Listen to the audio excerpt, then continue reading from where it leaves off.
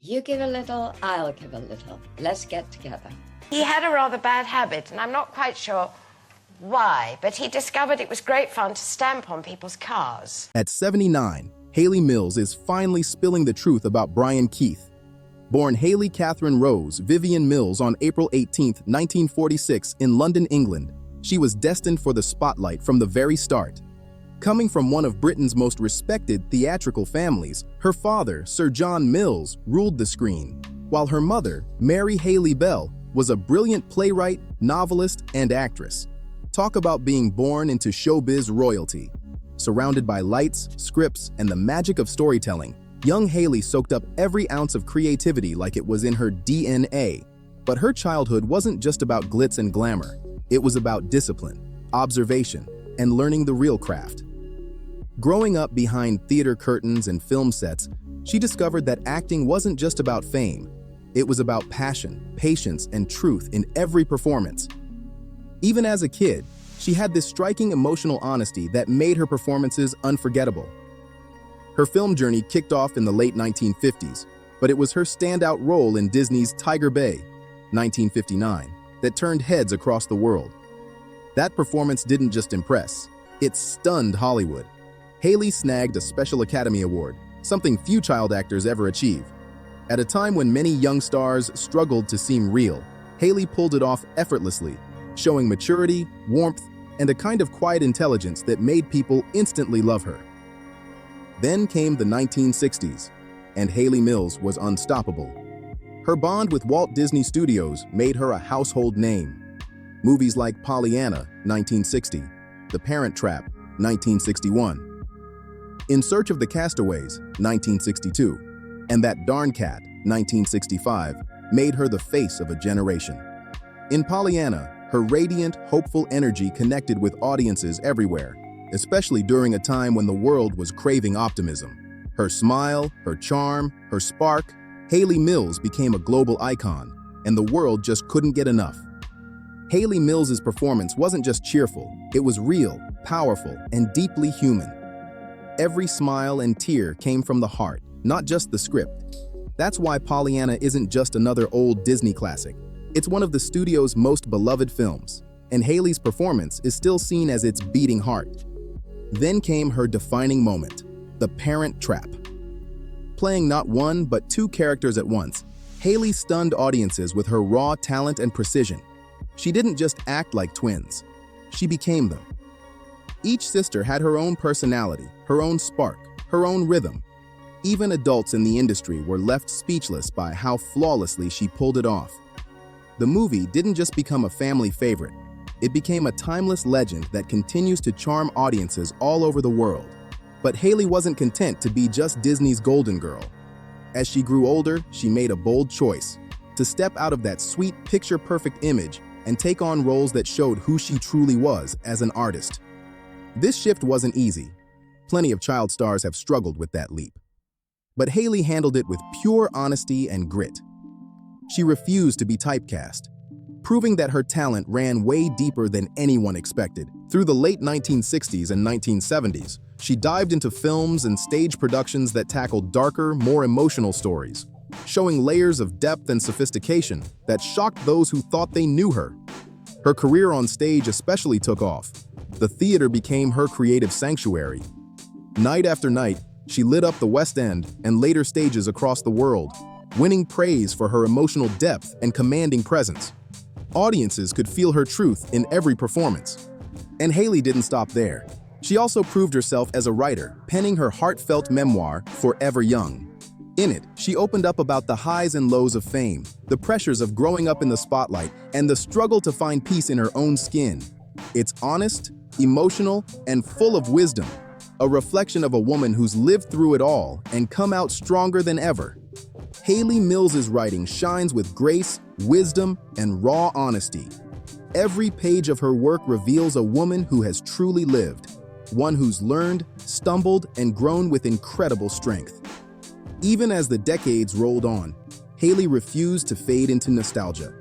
She kept evolving, proving time and time again that her magic could light up any era. She reinvented herself effortlessly, taking on roles that celebrated her warmth, wit, and timeless on-screen glow. In 2010, she made a stunning return to family films with Mandy and the Cherokee Treasure, an adaptation of the beloved Mandy novels by Lois Gladys Leopard. Her involvement brought instant heart and credibility to the story, wrapping it in that signature Hayley charm that families had adored for generations. It felt like a beautiful bridge, connecting her classic legacy with a brand new audience hungry for that genuine, feel-good storytelling again. But just when everyone thought they had her figured out, Hayley surprised fans once more. In 2011, she took a daring leap with the emotional drama Foster, starring alongside Toni Collette. The film was soft yet powerful, a story about love, loss, and human connection. And Hayley brought depth to it like no one else could. Her performance was tender, grounded, and full of quiet emotion, reminding everyone that true acting isn't about shouting, it's about feeling. Critics praised how naturally she fit into modern storytelling, blending in with the times but standing tall with her classic grace. Through the 2000s and 2010s, Hayley kept shining on television too.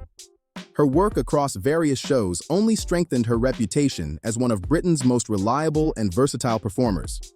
In 2014, fans were thrilled to see her back on screen in hit series like Midsummer Murders and Moving On.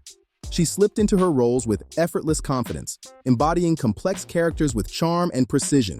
These weren't just nostalgic cameos. They were bold, heartfelt performances that proved Hayley was still a force to be reckoned with. Then came another highlight in 2019, when she joined the cast of Pitching In, a heartwarming, character-driven show set in a holiday park in Wales. Once again, Hayley added her signature humanity and warmth, becoming the emotional anchor of the series.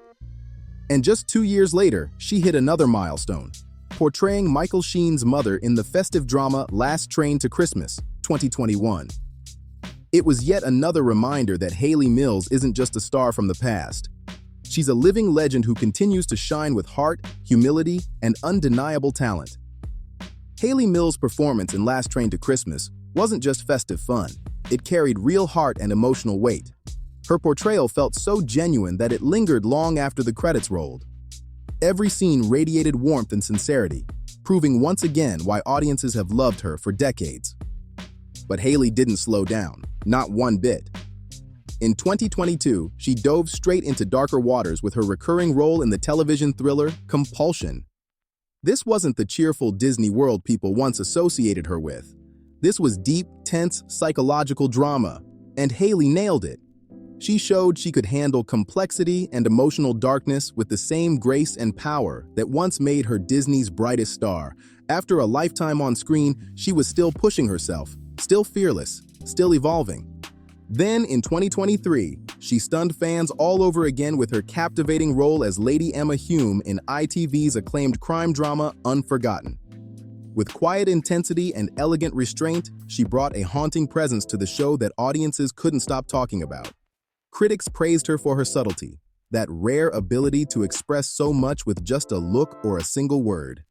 It was a masterclass in understated power. And as if that wasn't enough, later that same year, Hayley stepped right into the fantasy universe with her appearance in The Wheel of Time. She moved effortlessly between genres, from cozy family films to heart-wrenching dramas, gripping thrillers, and now sweeping fantasy. Every project she touched felt richer because of her presence. Hayley Mills had become a living blueprint for how to stay relevant, graceful, and magnetic in every decade of your career.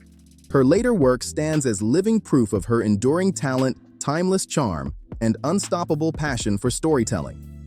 But rewind to 1966, and her life was about to change forever. During the filming of The Family Way, the 20-year-old actress, already a seasoned professional, met Roy Bolting, a respected and much older film director, then 53.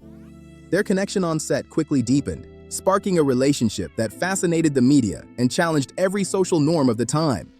What began as a creative partnership blossomed into something more intimate and profound. The press couldn't stop talking about it. The talented young star and the established filmmaker defying convention and judgment alike. After several years together, Hayley and Roy tied the knot in 1971, beginning a new chapter built on art, intellect, and quiet companionship. They split their time between a sleek Chelsea flat, right in the heart of London's buzzing cultural scene, and a romantic, centuries-old windmill home in Ibstone, Buckinghamshire. Their life together felt like something out of a classic British film, artistic, private, and full of quiet beauty. Their home, that charming old windmill, became a perfect reflection of Hayley and Roy's unconventional love story. It was artistic, a little mysterious, and full of character, just like them. From that union came their son, Crispian Mills, whose creative spark would later shine in a world of his own. He didn't just follow in his parents' artistic footsteps, he blazed his own trail. Crispian went on to become the lead singer and guitarist for the iconic Brit rock band Kula Shaker, mixing rock, Indian influences, and spiritual sounds into a one-of-a-kind musical identity.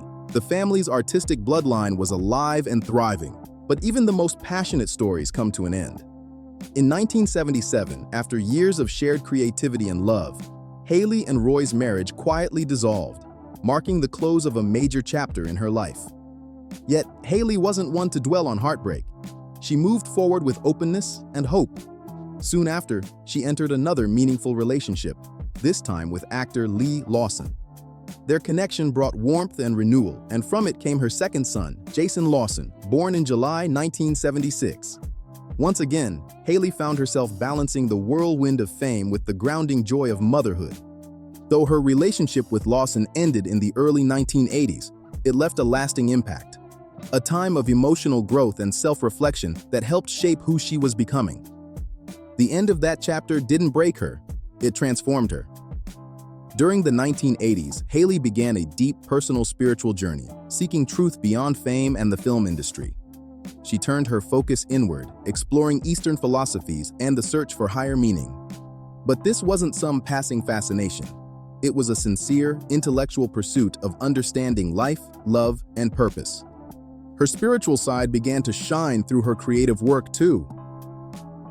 In 1984, Hayley wrote the preface for the Hare Krishna book of vegetarian cooking, a project that reflected her growing compassion and belief in mindful, ethical living. She wasn't a member of the Hare Krishna movement, but her thoughtful words brought a touch of heart and humanity to the book. Then, in 1988, she took things even further, co-editing My God, Letters from the Famous on God and the Life Hereafter with Marcus McLaurin. The book gathered reflections on spirituality and faith from some of the world's most well-known figures. It showed a whole new side of Hayley Mills, not just the actress, but the thinker, the seeker, the woman unafraid to ask the big questions about existence and the soul. In 1997, love found Hayley Mills again, and it was something truly unexpected. While touring in The King and I, she met actor and writer Fionn Ferris Baji, and what started as onstage chemistry quickly turned into a real-life connection that ran deep. Their spark grew stronger with every performance, transforming into a partnership built on respect, humor, and creativity. Despite a 20-year age difference, the two prove that love doesn't follow rules, it follows the heart. Their bond has stood the test of time, grounded in trust, mutual admiration, and shared artistry. As of 2023, Ferris remains by Hayley's side, not just as her partner, but as her creative equal and closest confidant. Together, they've built a life filled with compassion, laughter, and an endless love for storytelling. Their enduring relationship stands as a beautiful symbol of Hayley's life, one defined not just by fame or success, but by constant reinvention, deep emotional truth, and the courage to love freely.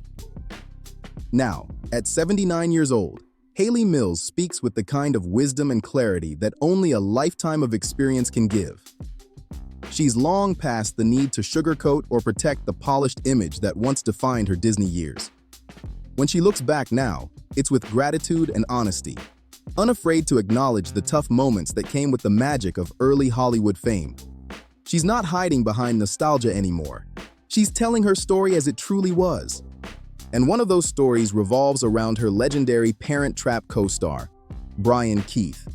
For decades, the public saw him as the warm, fatherly figure of the silver screen, America's dependable dad.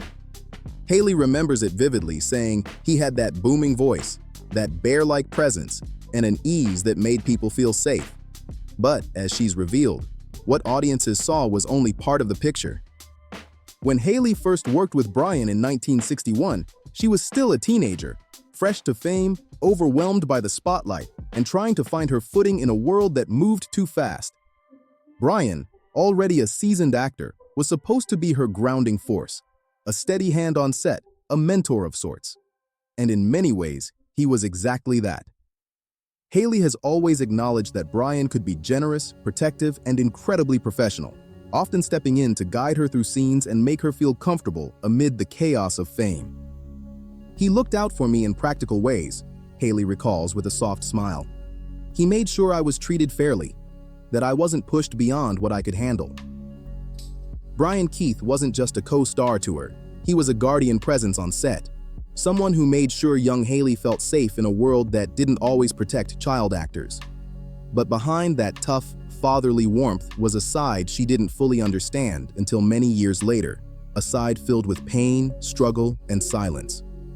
Bryan carried a lot of pain, Hayley admits quietly. It wasn't something he ever talked about. In those days, men simply didn't. Especially men who were expected to be strong, unbreakable, and endlessly dependable.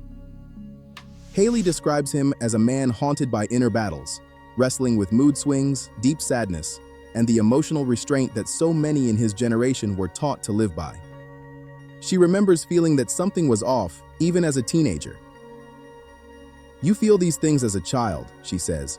"You know when the atmosphere shifts. You know when someone's hurting, even if no one explains it to you." Looking back, Hayley believes Bryan's hidden pain reflected something much bigger: Hollywood's old culture of silence. Vulnerability was buried, feelings were hidden, pain was numbed rather than faced. There was no space for gentleness toward yourself, Hayley explains. If you were suffering, you buried it and just kept working. It was a harsh truth of that glamorous world, one that left lasting scars on so many who seemed untouchable. Then came the tragedy that would forever change how she remembered him. In 1997, news broke that Bryan Keith had taken his own life, and for Hayley, it hit hard. "When I heard how his life ended, my heart broke," she says softly. "Not because I was shocked, but because it finally made sense." Her words carry no bitterness, only a deep sadness and understanding. She doesn't speak of him with judgment, but with empathy. "I don't want to rewrite Bryan as a villain or a saint," she insists. "He was neither. He was a deeply gifted man who didn't get the help he needed." Her honesty isn't about blame. It's about truth, humanity, and compassion. Hayley knows the price of fame and the pressure of keeping up appearances. "We did so much pretending back then," she reflects. "Pretending everything was fine, pretending we were happy, pretending the system wasn't breaking people." Now, at 79 years old, Hayley Mills speaks from a place of wisdom, not regret. Her willingness to confront these difficult memories isn't about tarnishing Hollywood's golden age. It's about revealing the real people beneath the shine. For her, it's an act of healing. For Bryan, for herself, and for countless others who carried pain behind their perfect smiles. "I survived it," she says quietly. But many didn't. Bryan didn't. And that's the real tragedy in telling the truth. Through her reflection, Hayley has found a purpose far greater than fame: to honor the full truth of her experiences, unpolished and real. "The truth isn't cruel," she concludes. "What's cruel is silence. And I don't want to be silent anymore." At 79, Hayley Mills isn't tearing down her legacy. She's humanizing it. Her story reminds us that behind every glittering Hollywood smile lies a beating heart, a soul that's loved, lost, and endured. She's not just a star of the past, she's a woman of courage, still shining her light on the shadows that once stayed hidden. If you felt moved by Hayley's story, make sure to like, subscribe, share, and drop a comment below. Let's keep her truth alive, because every voice that breaks the silence brings us one step closer to healing.